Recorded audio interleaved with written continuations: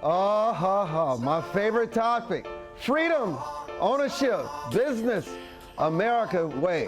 Our guests, they're owners. They're the boss. There's no doubt about that. That's up next on the right side with your host, Armstrong Williams.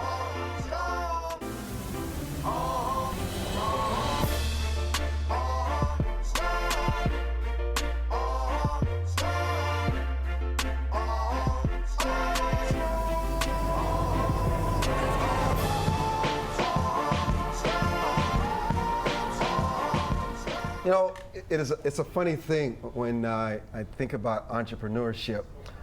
I have probably owned 20 different businesses in my life, from travel agencies to limousine companies to tile companies, Toyota dealerships, hotels, television stations, international public relations firms. I could just go on and on and on.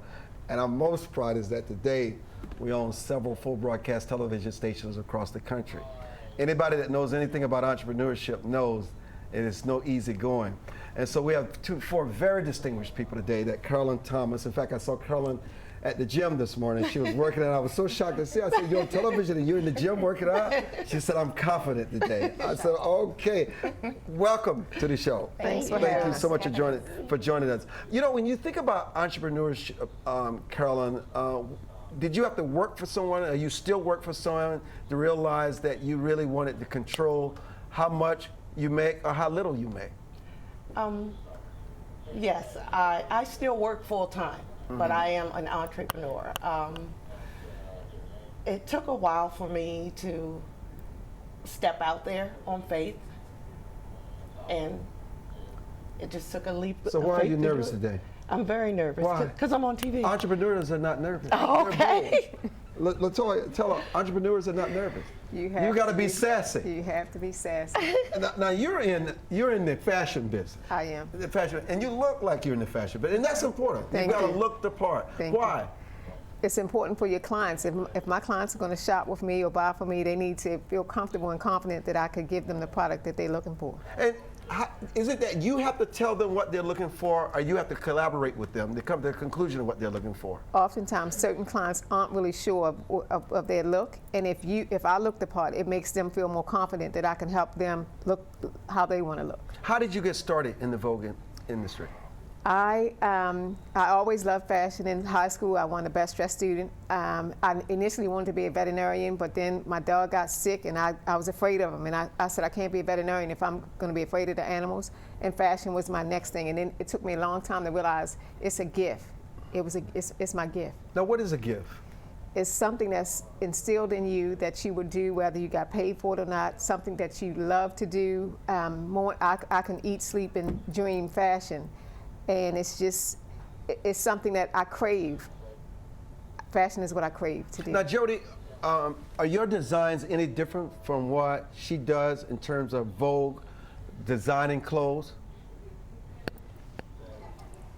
Is it any different what you do? What is your entrepreneur business? I'm a chef. You're a chef. I am. Yeah, I go in and prepare dinner for two for couples through my business Dinner Date. And you own it. You're the founder. I am the owner, founder, How long chef. ago did you start it? About 3 years ago now. And how did you come to the point where you feel you could start this and be successful at it? So I started the business just because of my sincere passion and love for food. I've always loved to cook. I had a son 4 years ago, and at that point I realized I wanted him to enjoy home-cooked meals. And then I began to want those meals to be pretty, so I started taking pictures and posting them on social media. And then I realized, like, this is something awesome and people could enjoy this at home.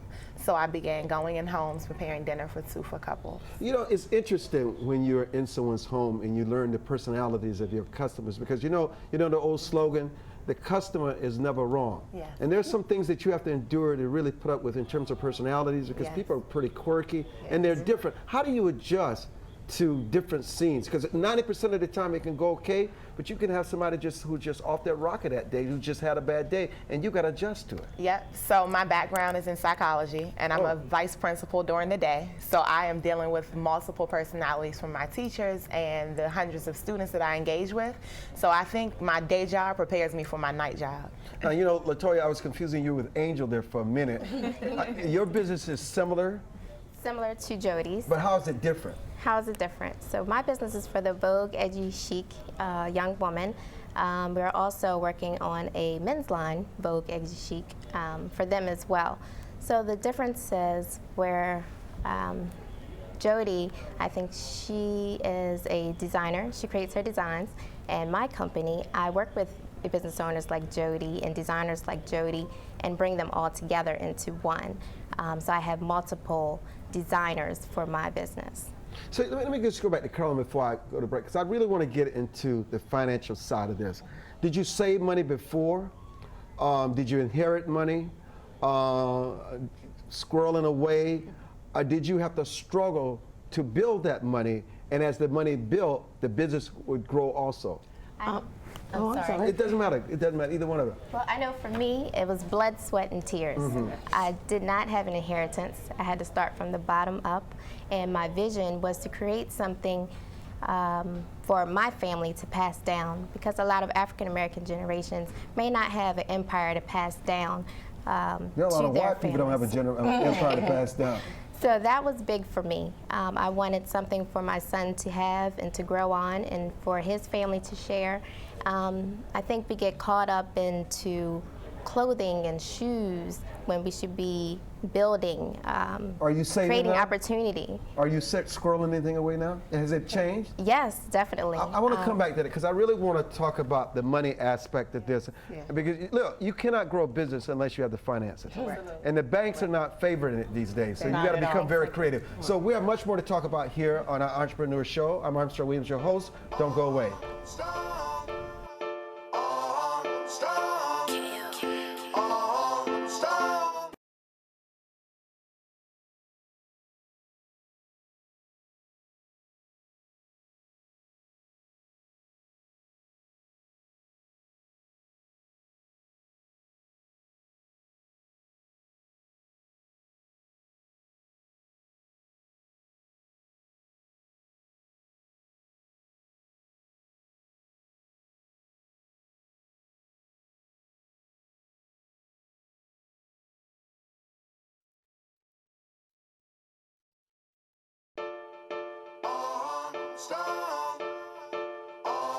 So Jody, talk about the finances of your business. How do you keep finance? Because obviously, your business is not the only thing that requires your money, and that has to come from your paycheck. That is correct, and I don't get a paycheck. So if I don't sell dresses, I don't get paid. So my thing is to sell as often as much as I can and put that money back into my business, and that is how I've grown my business.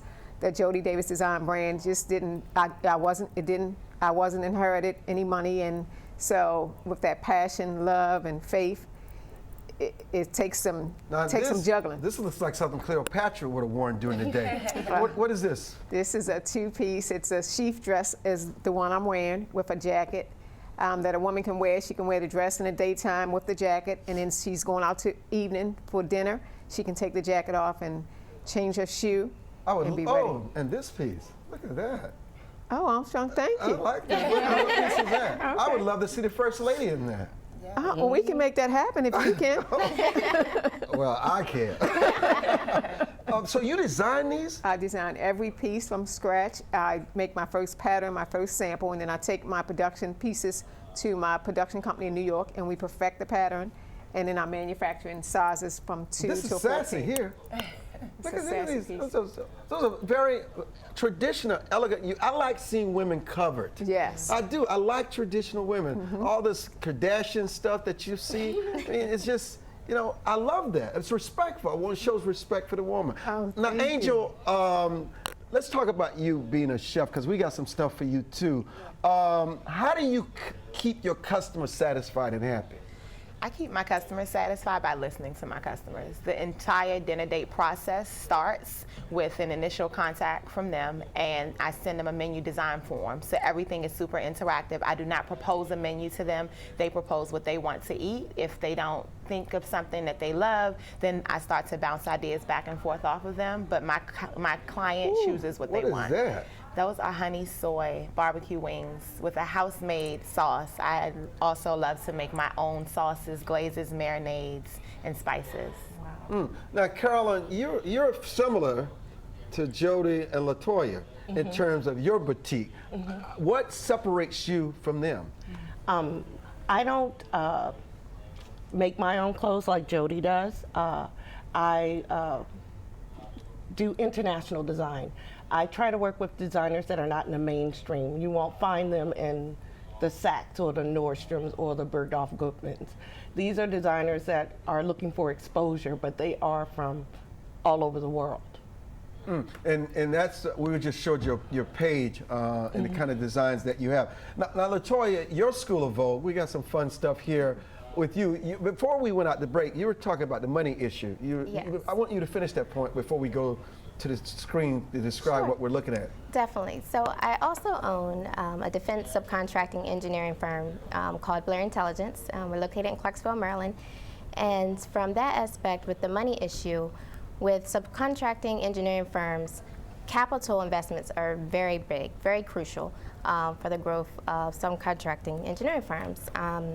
As far as proposals and being able to partner with larger prime companies, we're a subcontractor company, it's very crucial to have that financial backing from investors. And that's the hard part as a small business, is finding the capital investment to help you grow, because you need the foundation and the structure to build up so that you can then go from a small business to a large business. So finding that capital investment, those investors that believe in your vision and your mission, and showing how you are here to support and make changes in the world, those are the type of investors we're looking for, and those are the type of issues that subcontractors have. Now, I would assume that all of you sort of had this commonality, that you did not grow up with wealth and inheritance. Is it fair to assume that you want to build wealth and an inheritance and successful businesses for your children or family members that pass that on to them? Is that a goal? It's definitely a goal But to you- create a but- legacy.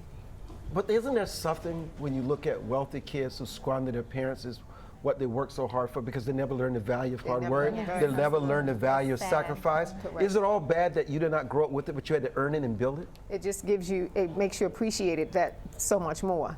The So- fact that you had to work hard to get where you are. So Angel, how do you balance that with raising a child to make sure they appreciate and respect and not squander what you worked so hard for?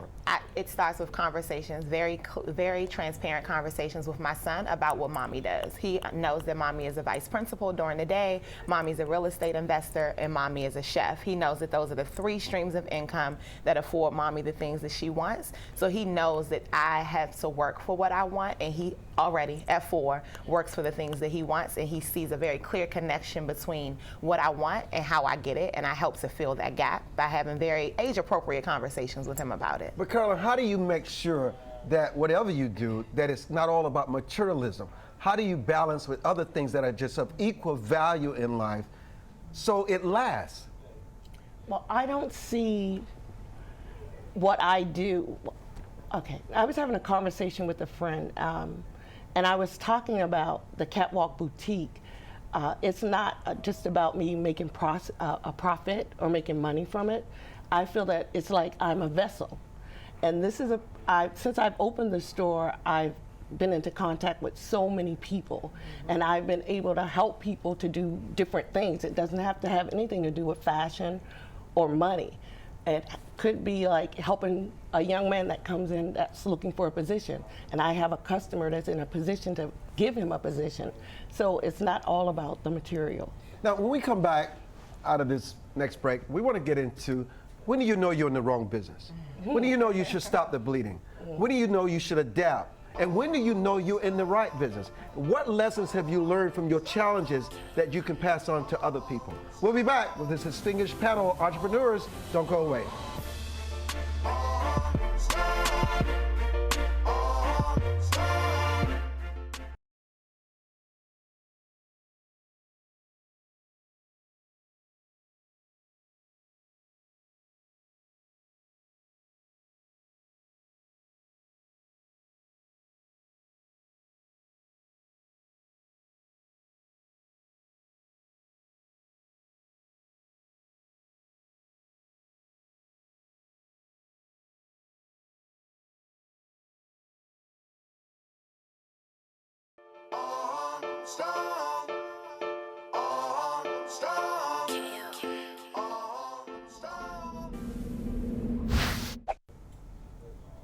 Now the good news for our entrepreneurs, I was getting a big laugh because sometimes the things that set your businesses apart sometimes are just so simple. Your child can say something.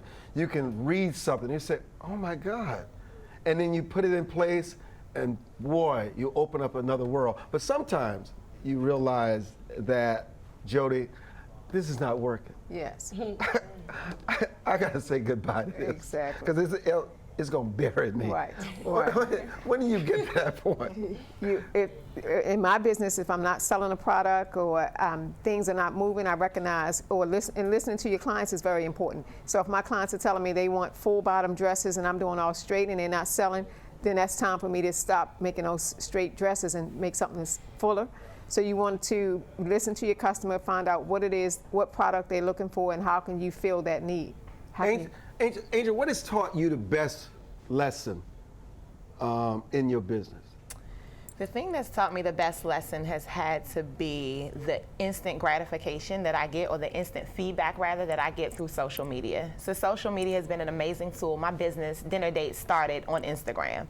So being able, I know people talk about getting likes on Instagram and how that could give you this false sense of success or these delusions of grandeur. For me, the likes are what I use to assess at the end of the day whether this is something that my client could be interested in. When I post a picture of a meal, if lots of people are liking it and commenting, and I'm thinking like, okay, I can stick with that. Maybe I should add that into my menu design form because this is something that clients could largely be interested in.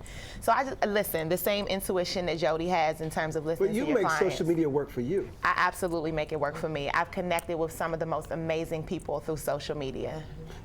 Carolyn, people sometimes don't realize how long it takes to turn a profit in business. Talk about patience. Oh my goodness. Patience. I was told one time the only way I would have patience is if my mother named me Patience. But I've been good with the Catwalk Boutique. We've been in business for 5 years. I still work full time for the federal government. And sometimes I think about giving up on the boutique because it's not paying for itself. I fund that out of my federal government position. But then I have the customer that comes in that says, don't you go anywhere. I'm so glad you're here on 8th Street. And that's the satisfaction I get with the customer that comes in and asks me not to leave. I know that people want what I have.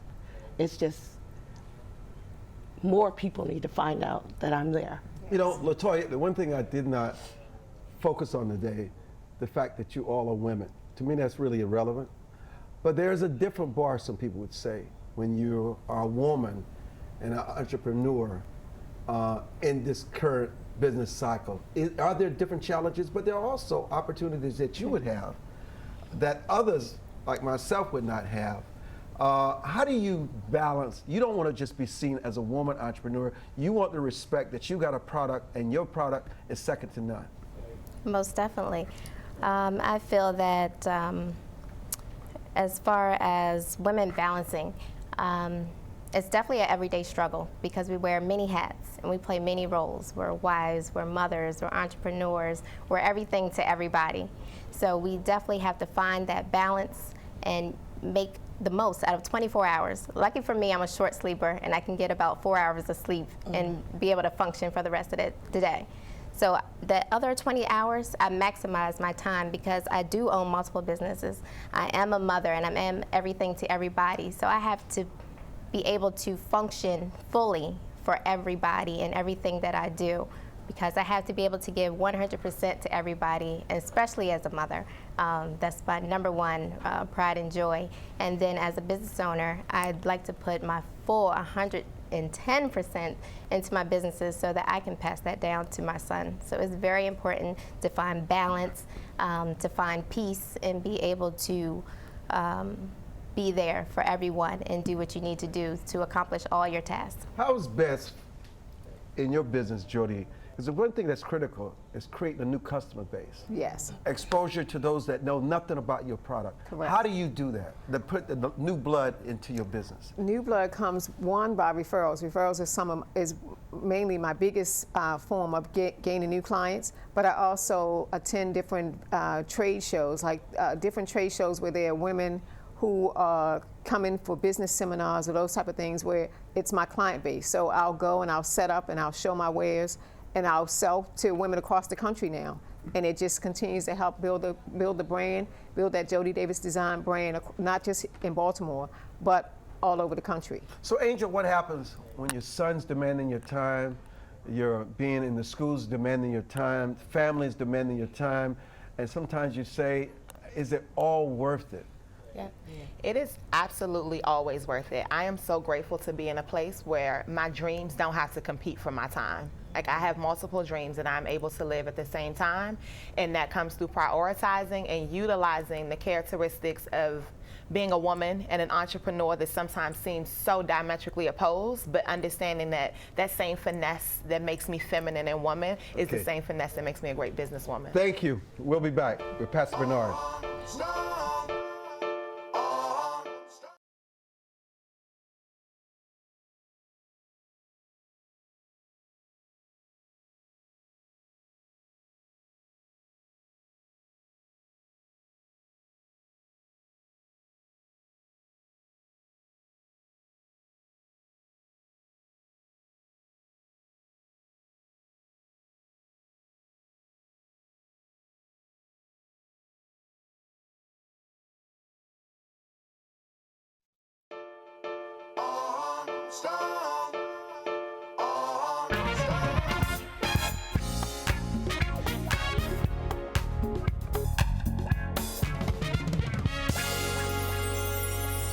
We all see life through different lenses. Political lens, racial lens, parental lens, the lens of a mother. How many know a mother has her own lens?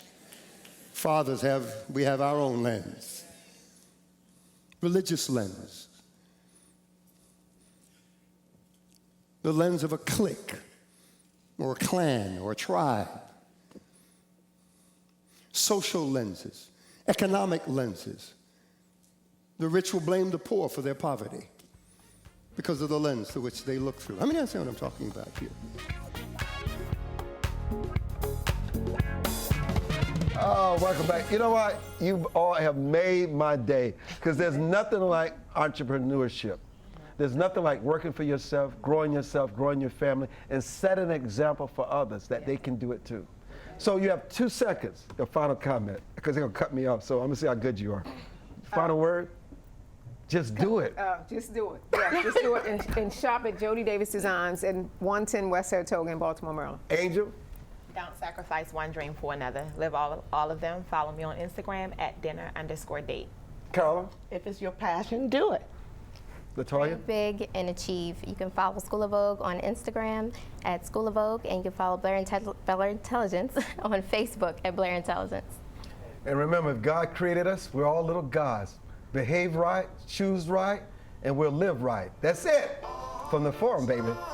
On the right side.